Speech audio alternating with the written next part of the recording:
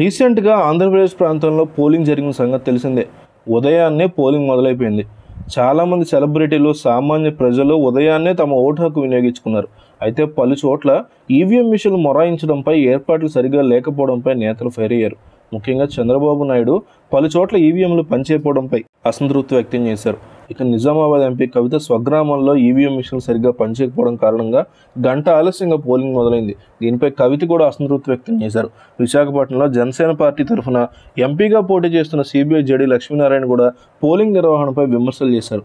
ప్రజలు ఉదయాన్నే వచ్చినప్పటికీ ఈవీఎం మిషన్లు పనిచేయకపోవడంతో దాదాపు గంటన్నర పాటు ఓటర్లు క్యూలో ఉన్నారు. సిబ్బంది నుండి సరైన సమాధానం కూడా ఎవరు ఇవ్వకపోవడంతో లక్ష్మీనారాయణ ఆగ్రహం వ్యక్తం చేశారు.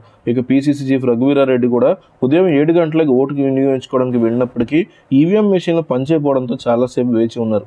ఇక గుత్తిలో జనసేన అభ్యర్థి మధుసూదన్ గుప్తా ఈవీఎంలు చాలాసేపు పనిచేయకపోవడంతో ఆగ్రహంతో ఈవీఎంలు నేలకేసి కొట్టారు. దీంతో పోలింగ్ సిబ్బంది పోలీసులకి ఫిర్యాదు చేయగా జనసేన అభ్యర్థిని పోలీసులు అరెస్ట్ చేసి పోలీస్ స్టేషన్కి తీసుకెళ్లారు.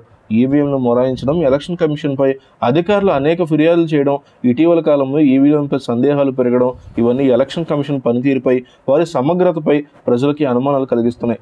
సమస్యలను పరిష్కరించడం, అనుమానాలు నివృత్తి చేయడంలో ఎన్నికల సంఘం ఏమరపాటుతో ప్రదర్శిస్తే ప్రజల్లో అనుమానాలు మరింత బలపడే అవకాశం కనిపిస్తోంది. మరోపక్క ఈ అంశం మీద ఆంధ్రప్రదేశ్ ముఖ్యమంత్రి నారా చంద్రబాబు నాయుడు సంచలన నిర్ణయం తీసుకున్నారని, ఎక్కడైతే ఈవీఎంలు మొరాయిచ్చాయో వాటి మీద తమకు అనుమానంగా ఉందని, అలాగే ఏ పోలింగ్ బూత్ల దగ్గర అయితే గొడవలు జరిగాయి, ముఖ్యంగా రాయలసీమ ప్రాంతంలో ఎక్కడైతే నానా రచ్చ చేసుకుని టీడీపీ వర్సెస్ వైకాపాగా విడిపోయి జనాలు కొట్టుకున్నారో, ఎక్కడైతే రక్తాలు పారాయో, ఎక్కడైతే మనుషులు చనిపోయారో, పోలీసులు వచ్చి మరి వాళ్ళని అడ్డుకున్నారో, అలాంటి ప్రాంతాల్లో ఆంధ్రప్రదేశ్లో రీపోలింగ్ చేయించి తీరాలి అని త్వరలోనే చంద్రబాబు నాయుడు సంచలన నిర్ణయం తీసుకుని సుప్రీంకోర్టుకు కూడా వెళ్లే ఆలోచనలో ఉన్నట్టుగా మనకి విశ్వసనీయ వర్గాల ద్వారా తెలుస్తోంది.